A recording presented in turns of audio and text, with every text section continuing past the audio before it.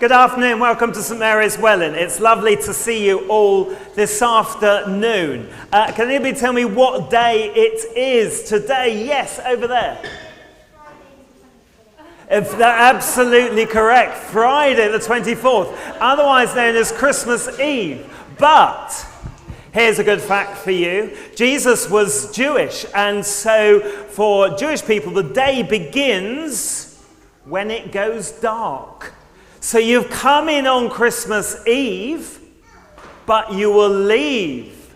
Well, probably, if you go outside, you'll find when we leave, it'll be dark, and therefore it'll be the day after Christmas Eve. Which is, which is very exciting.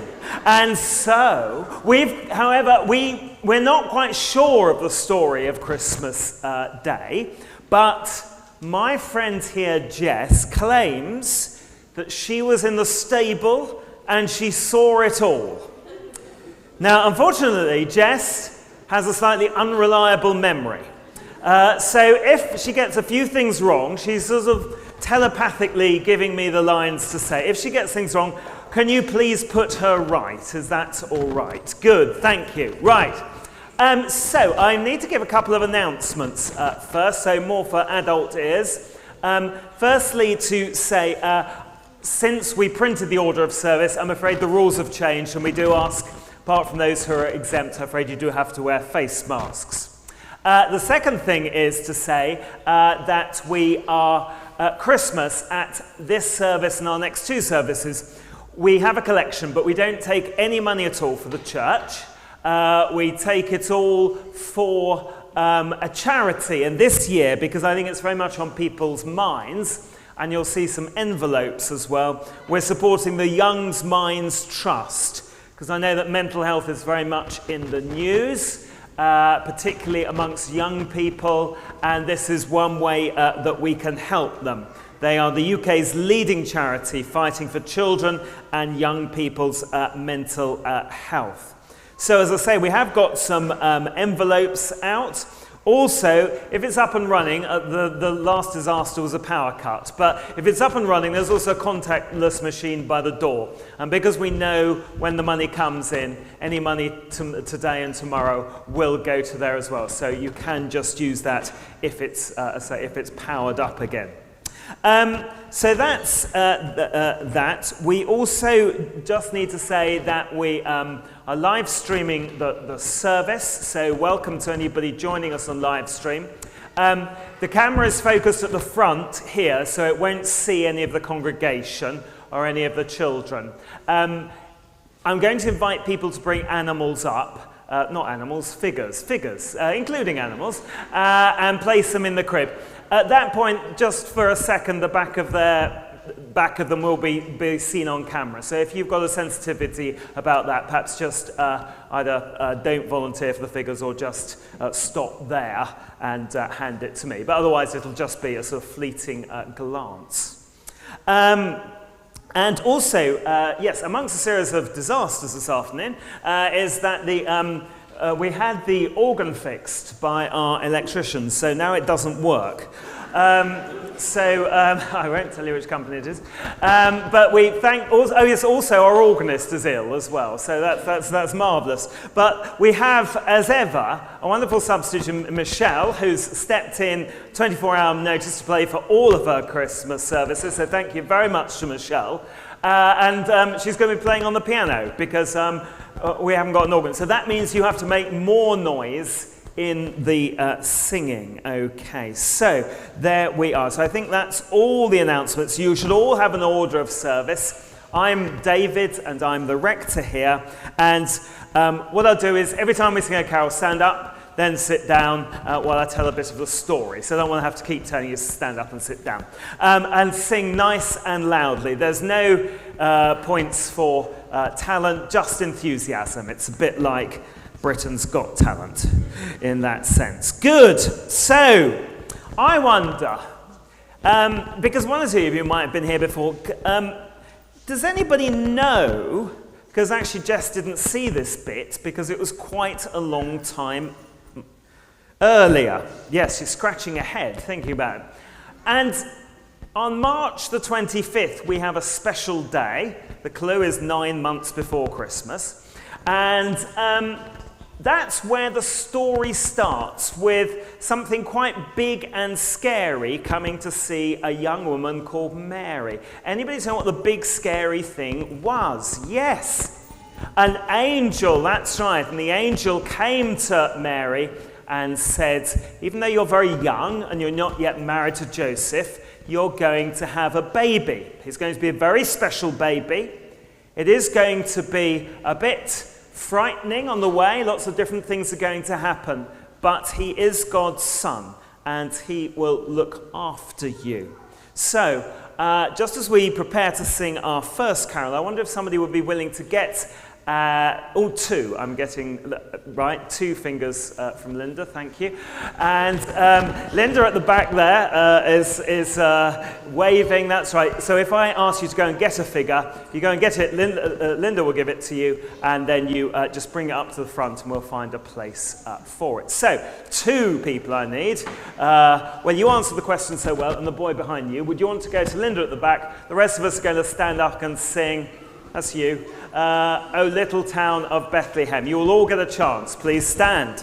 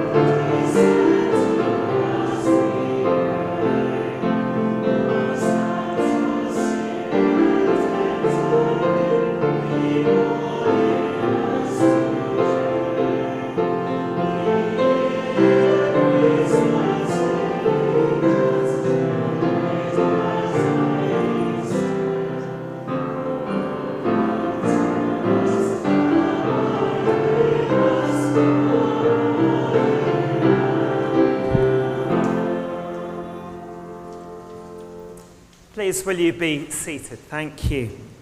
So, Mary had this strange, large, frightening creature. If you ever meet an angel, the first words it always says to you in the Bible is, do not be afraid. We think them as sometimes fluffy sort of things, actually quite big and scary in the Bible. Do not be afraid. But of course, like any expectant mother, she was worried and she wondered about things over the next 9 months. Sometimes she was very joyful, but other times she was very thoughtful.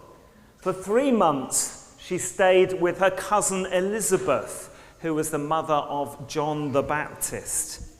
Now, can anybody tell me who it was that Mary was going to be married to? Anybody want to tell me that? Shall I go a bit further back and ask some people back here? Yes, who do you think she was going to be married to? That's right, she was betrothed, as we say, or engaged, we'd say these, to somebody called Joseph. And Mary was probably quite a young woman, and in those days, in that society, they wouldn't have had a child until they were married. And so Joseph was quite worried about this. He wondered what had happened. Maybe he should just quietly forget about Mary. But actually, God came in a dream to Joseph and said, no, Mary is a good woman, and this is a very special baby that she's going to have. And so you need to look after both Mary and the baby. And so Joseph, as I say, was a good man, and he did what God wanted and looked after them both. So now we're going to introduce Mary and Joseph into our stable. I need two people for this, do I? Right? So we need, yes, go. You've been itching. And shall we go? Because I'm favouring people at the front. With the pink top, would you like to go as well? Right, and the rest of us will stand up to sing Little Donkey.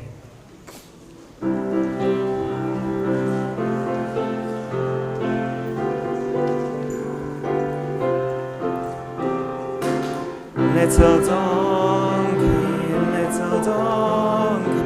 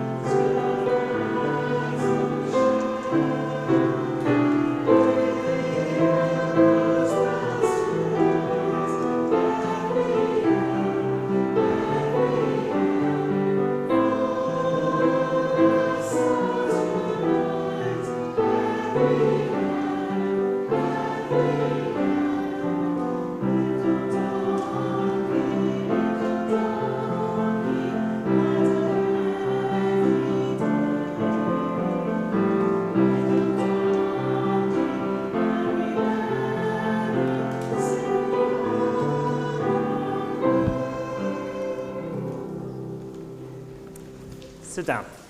So, this is the bit of the story that Jess has told me, because you'll see that we've got to the point now where Mary is expecting the baby, and Jess, as I say, was in a stable in Bethlehem.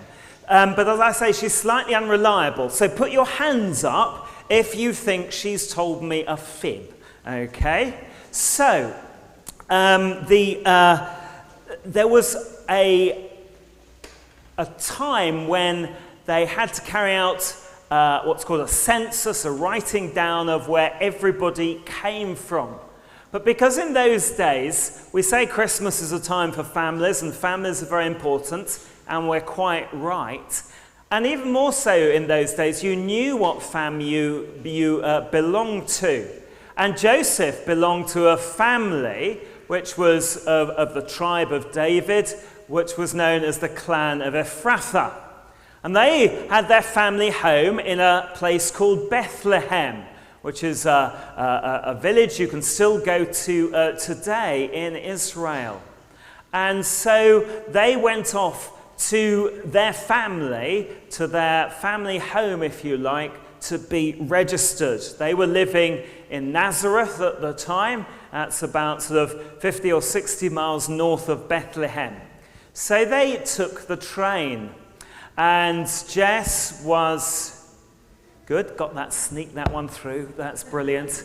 Okay, they got well, you got to put your hand up, what's wrong with that? This is what Jess said, she met them at the station, they couldn't get a train. I'm stupid, yes, of course, they took the motor car, didn't they? The beaching had been at the railway. No, yes? They got a donkey. Oh, Jess, why did you tell me about the train and the car and the motorway and the service stations? No, she got a donkey, of course. And they rode a donkey. And actually, the clue was in that last song, wasn't it? Because it was all about a donkey. So somebody's going to bring up a donkey. How many fingers, Linda?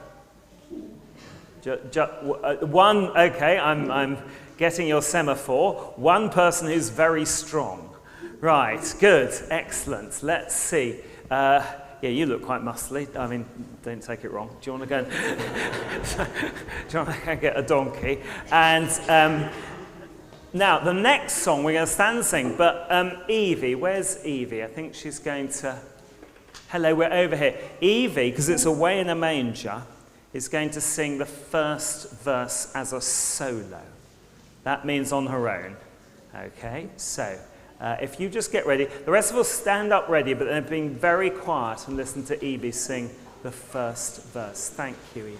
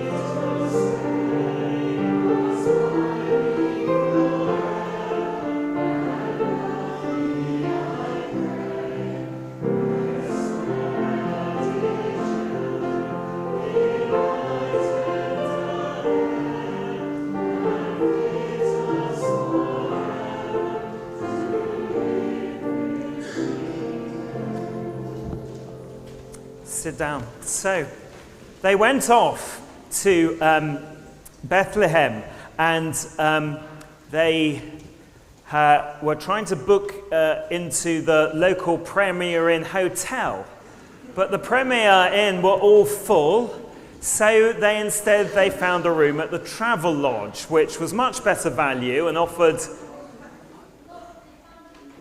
Oh, right, okay, that was wrong. Jess, you told me you made all this stuff up. Yeah, they didn't go to the Travel Lodge because the Premier Inn was full. Actually, all the hotels were full.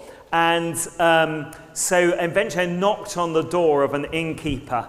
And he said, well, I haven't really got anywhere, but actually we have a room where we keep the animals. And actually it's quite warm, and there's hay, and you can bed down there with the animals for the night. So that was that. Now, What animals do you think might have been in a stable? Now, before you put your hands up, not only do you have to tell me, you have to make the noise as well, okay, of that animal. And I'm quite strict on judging the quality of the noise that you're going to make. So, there's somebody around here. Do you know, you've gone all shy. All right. Joe. Chicken. Right, make a chicken noise. Right, dear, oh dear. Yes, it's all right. Yes. A sheep. What noise does a sheep make? Bar. That's a bit pathetic. Come on. Can we do a proper meh? No. Right, good. Have you ever seen a sheep? No, right. Okay, that's fine. Yes. You haven't told me the animal first, right? But we know from it it's a donkey. Now do a donkey impression. That is a brilliant donkey, because people just say Eeyore, which is nonsense, because yes. A horse, what does a horse do? Nay, very good. What do you think? Are you a unicorn? Okay, what noise do unicorns make? Because there were loads of them. Nay as well. Yeah, it's very much, it's a kind of horse-based creature. Anybody else? We've got at least 2 answers missing. Yes. Brilliant, you've said pig. Give us the noise of a pig. Splendid, that's the best pig impression I've heard for 15 minutes. Yes, so this allows me to teach you all that there would not have been a pig, because Bethlehem is a Jewish town, and therefore there would not have been a pig. But thank you for being my fall guy and saying pig. Any other animals? There's a clue, yes. A cow. What noise does a cow make? Right, moo. Yeah, that's right. Any other animals? Dog, hooray. In fact, to be fair, the dog shouldn't have been there, should you? You should have been looking after the meh, but you came indoors because you like a nice warm fire. What noise does the dog make? Woof, woof, woof. Right, okay. We'll see if we can get the dog to go woof, woof afterwards. Right, good. So I think that's covered all we need to do. Now, we have one animal to represent all of those, which is an oxen, which I think is a sort of big cow. Biologists can tell me different. I think it's just a big cow, isn't it? We need 2 people because it's enormous, this cow. Right.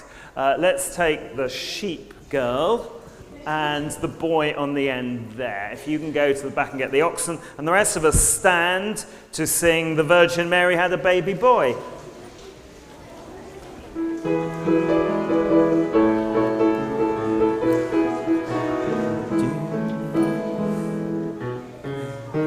Virgin Mary had a baby boy. Virgin Mary had a baby boy.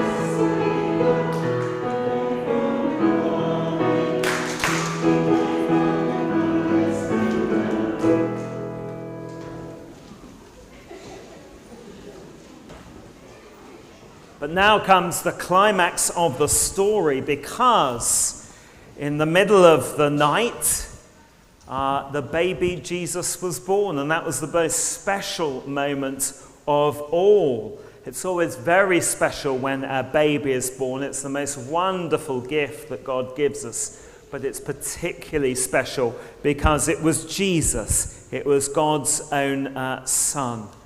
And Mary, of course, was very pleased to have given birth to him. And so she wrapped him in some cloths she found and laid him in a manger, the sort of thing where it would have been the animals fed out of it, because it would have been filled with perhaps straw and hay.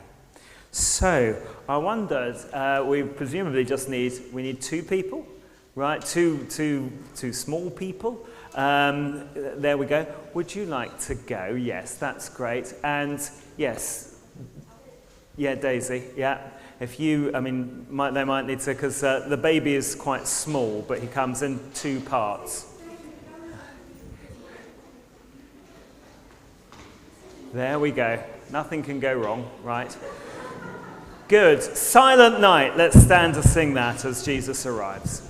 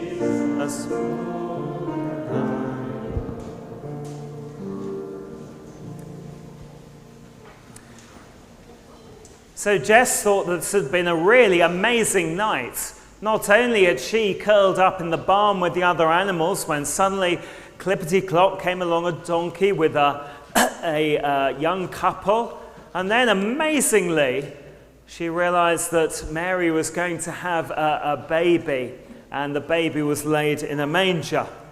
But eventually she curled up and went to sleep. But then suddenly, strangely, a whole load of other people arrived, together with some more animals. And these people were slightly smelly, frankly. And Jess thought to herself, well, this is supposed to be God's son. This is supposed to be a very important person.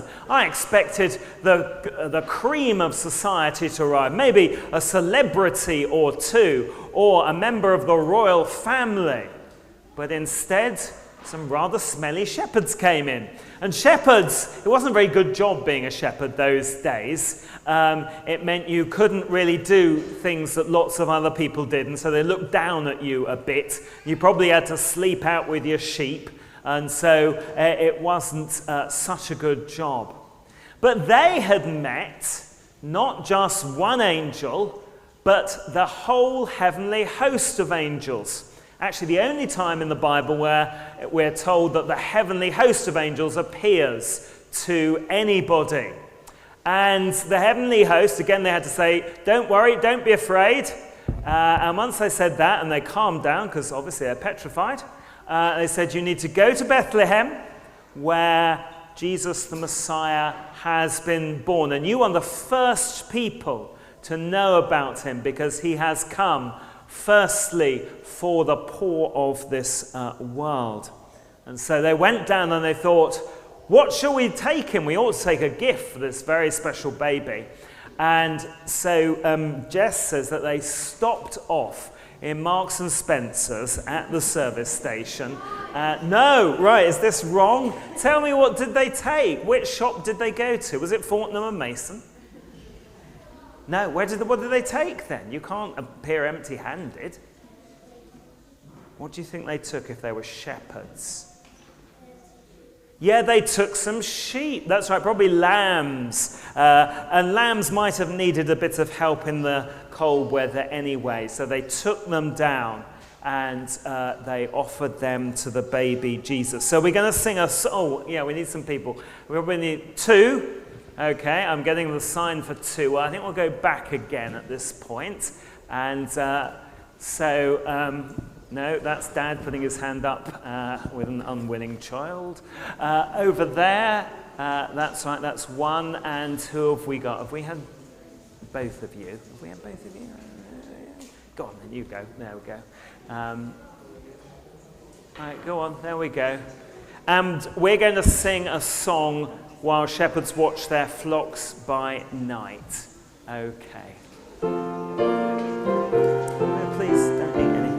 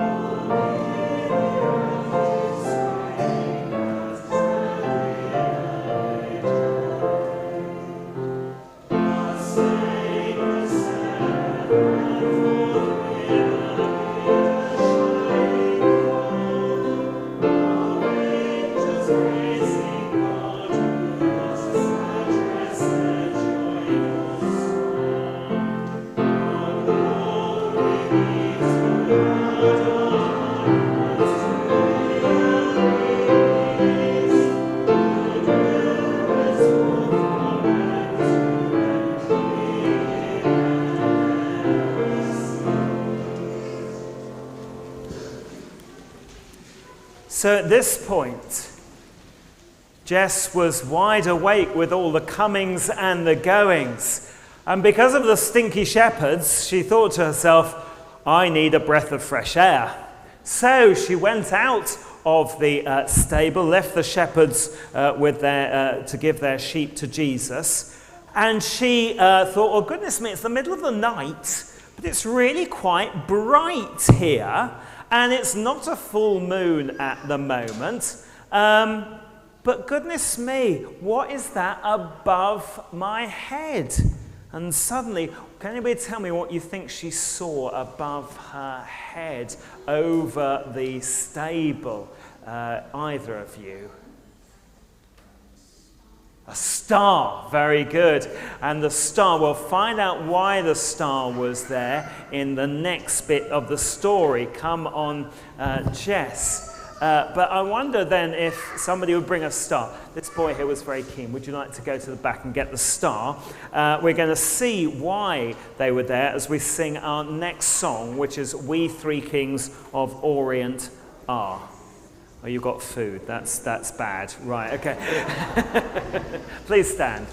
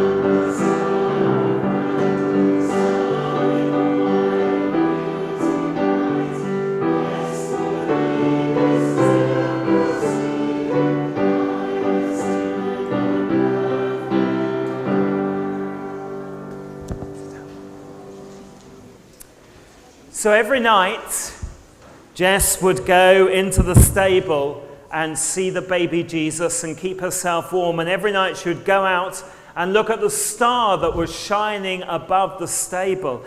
And then she did this for 12 nights. And on the 12th night came along a group of 12 magicians on a bus. Now, this is a trick question. Good. Okay, so what do you think? Okay, it was a wise man, maybe. Yes? Shepherd? No, we had the shepherds. There were three that came on donkeys, and there were three of them. Any improvement on this? Oh, Oscar, you've been listening in church. Yes. First of all, we don't know how many there are. I know. Forget everything you just sung in the last hymn. We have no idea. All we're told is that they brought gold, frankincense, and myrrh. So we assume they had one present each. Yes. Yes, I think they were probably riding on camels because they were coming across the desert, and we'll see from what direction in a moment. And anybody else think they might be magicians? Well, it's funny you should say that because the word is magi. And the word magi simply means magician. It occurs once more in the Bible, and it's a magician, Simon the magician. And so we don't quite know what they were, but they probably came by camels. There were an unspecified number of them, and they certainly weren't kings. They were probably sort of wise men. And that kind of include doing a bit of magic on the way, because magicians are very clever people, but they're actually magi, and it's the same word as is where we get the word magic from. But probably one of the things they did being very clever was study the stars. There's great records of astrology that go back thousands and thousands of years. And so they studied the star, and they saw this rather strange, prominent star appearing, and they knew that was telling you something, that somebody special was coming, so they followed the star. Now, we think they may well have been Zoroastrians or Persians. So can anybody tell me what direction they came from? You've got a 1 in 4 chance of getting it right if you have no idea. What does the girl there think? The east, right. Now here's a question for the adults. Which direction is east? Point now.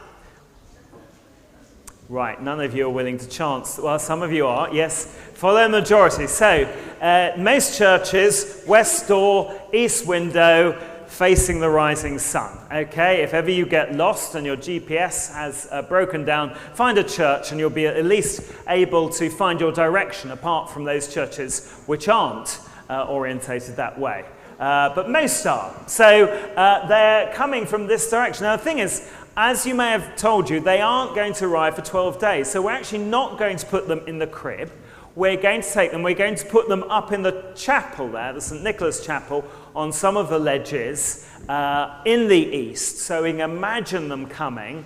And then when we get to 12 days' time, which will be, can anybody tell me what date that will be? The Feast of the Epiphany will be on, add it up, come on, keep going.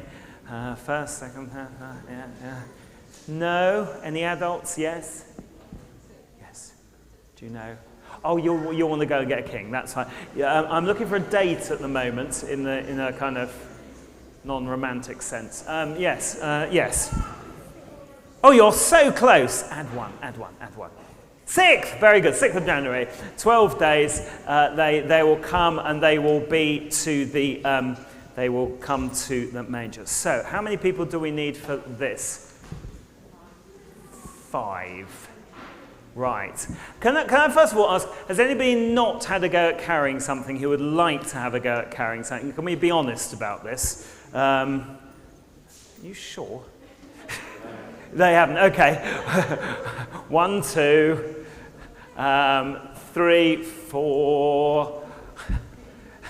I'm sure some of you are kidding. 5, 6, 7. Can you? Yeah. Go. Just find something to do, Linda.